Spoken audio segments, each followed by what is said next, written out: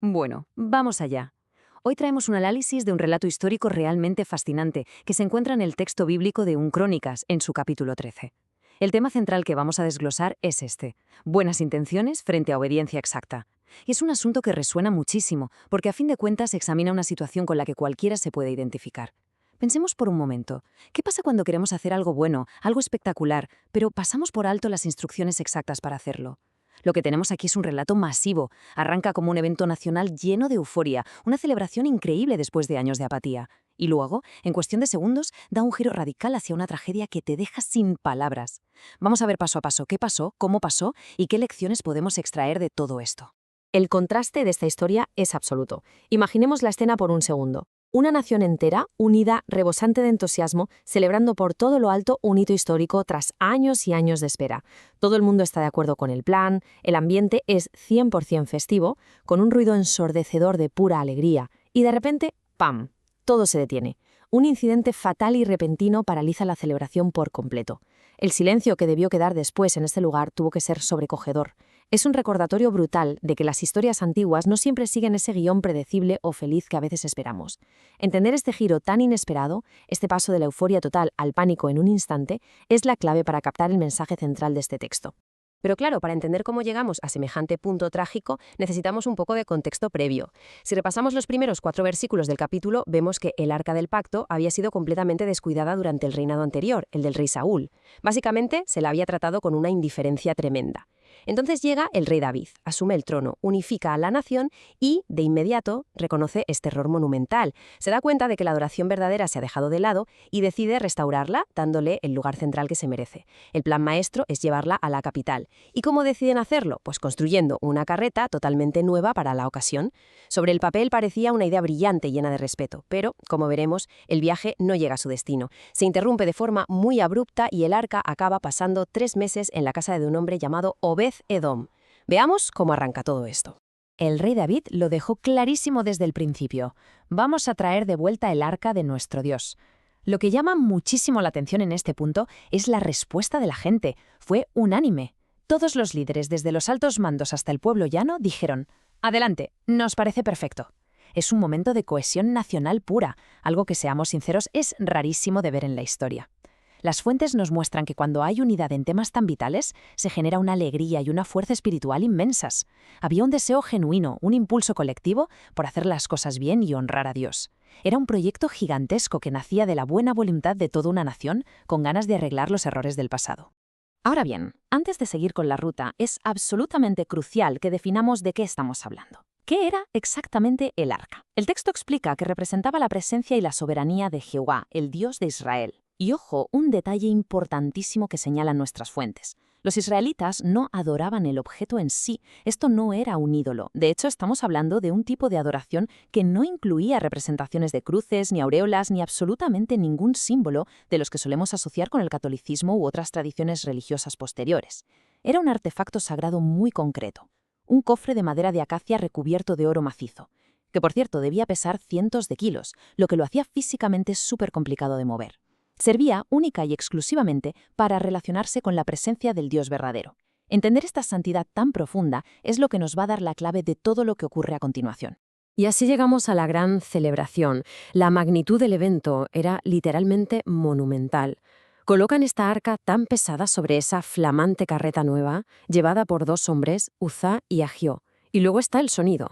Pensemos en el estruendo de miles y miles de personas cantando a pleno pulmón, el sonido envolvente de las arpas, los instrumentos de cuerda, el ritmo incesante y festivo de las panderetas y los címbalos, y el eco penetrante de las trompetas de fondo. Era una avalancha para los sentidos, una manifestación de gozo en estado puro. Visual y acústicamente tuvo que ser uno de los momentos más espectaculares de su historia. Un triunfo total donde todo parecía ir sobre ruedas. Nunca mejor dicho. Sin embargo, aquí es donde empieza a asomar la tensión de nuestra historia.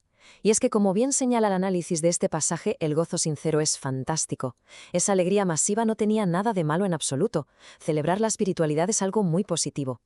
Pero el entusiasmo, por más desbordante e inmenso que sea, siempre va a requerir un profundo respeto por las normas que ya están establecidas. La música a todo volumen y las multitudes no sirven para anular las reglas divinas. Y este es el gran punto de inflexión. Había un problema de fondo, un error de logística y de procedimiento crítico en la forma en que se estaba haciendo este traslado tan alegre. Llegamos al momento más tenso. La narración describe una secuencia rapidísima y, francamente, devastadora. La procesión llega a un lugar llamado la Era de Kidón y todo se vuelve letal en un abrir y cerrar de ojos. Primero, los toros que tiran de la carreta tropiezan en el suelo irregular y el arca casi se vuelca. Segundo, Uzzá, en un acto que a cualquiera le parecería puramente instintivo para que el cofre no acabe por los suelos, extiende la mano y lo sujeta. Y tercero, la tragedia inminente. Jehová ejecuta a Uzzá allí mismo, de forma fulminante por haber tocado el arca. De repente la música se corta, los cantos se ahogan, la fiesta muere en el acto, dejando a todo el mundo completamente estupefacto. Es un final tan de golpe que nos obliga a frenar y analizar por qué hubo una respuesta tan sumamente severa frente a lo que parecía ser un acto de protección. Y aquí tenemos el meollo del asunto. Por un lado tenemos las buenas intenciones. La gente se gastó sus recursos en hacer una carreta nueva. Querían darle lo mejor de lo mejor. Y Uzzá, en el último milisegundo, intentó salvar el arca de estrellarse. Seguro que sus intenciones eran nobles. Pero, por otro lado, está la obediencia exacta. Las fuentes nos recuerdan que ya existían instrucciones muy concretas, estrictas y muy antiguas sobre cómo se tenía que mover este cofre sagrado. La norma era clara. Debían llevarla sobre los hombros un grupo específico de levitas, usando unos varales largos y sin tocarla jamás bajo ningún concepto. Una carreta tirada por toros, por muy nueva que fuera, era una costumbre copiada de otras naciones vecinas, no el método aprobado. Así que la conclusión es esta. Las ganas de ayudar de Uzzá no servían de excusa para la tremenda negligencia organizativa de no seguir las reglas. Las cosas verdaderamente sagradas no son para tomárselas a la ligera, ni siquiera cuando nuestras intenciones son innegablemente buenas. Ante un shock tan público y traumático, la reacción del rey David es profundamente humana. Sintió ira, muchísima ira. Estaba enfadadísimo por cómo su gran celebración nacional se había convertido en un absoluto desastre mortal. Y también estaba totalmente confundido. Lo fascinante de esto, y es algo que destacan los textos que analizamos, es la brutal honestidad del relato bíblico. No intenta maquillar ni censurar los sentimientos crudos y frustrados de los protagonistas. Nos muestra a un líder desbordado, lidiando de frente con el dolor de ver cómo sus buenas intenciones fracasan ante el estándar inquebrantable de la divinidad. Pero ese enfado inicial no dura mucho. Enseguida se transforma en una emoción mucho más introspectiva. El relato lo plasma casi como un lamento. ¿Cómo voy a traerme el arca del Dios verdadero? Lo que David sintió fue miedo, un temor reverente que paraliza. De pronto fue muy consciente de la magnitud de su error organizativo y de su exceso de confianza. Y esto nos deja una lección tremenda. A veces, los errores más graves o los fracasos más sonados son el bofetón de realidad que necesitamos para despertar. Nos obligan a entender la importancia crítica de obedecer con cuidado y a replantearnos por completo cómo nos acercamos a lo que es verdaderamente importante. Así que, como es lógico, la gran procesión se cancela de inmediato. Todo se paraliza durante 3 meses. Ese es exactamente el tiempo que el arca fue desviada de su gran ruta triunfal. En vez de entrar a la ciudad de David entre aplausos, se quedó en la casa de un hombre llamado Obed-Edom. Esta pausa forzosa de 3 meses sirvió como un periodo de muchísima reflexión para todo el país. Fue un silencio más que necesario después de todo el caos de la tragedia, y es lo que prepara el terreno para el desenlace de esta parte de la historia. Y para cerrar el círculo, el final del relato nos regala un resumen perfecto, basado en un contraste brutal. Por una parte, el enfoque casual de Uzzá, que trató un objeto sumamente sagrado como si fuera una caja de fruta a punto de caerse del camión, terminó en una tragedia fulminante. Un error de cálculo espiritual fatal. Por otra parte, Obed-Edom le dio al arca un alojamiento de máximo respeto durante esos 3 meses. Cero familiaridad casual. Fue intensamente reverente con lo que tenía bajo su techo. ¿Y cuál fue el resultado? Bendiciones continuas y espectaculares para él y toda su familia.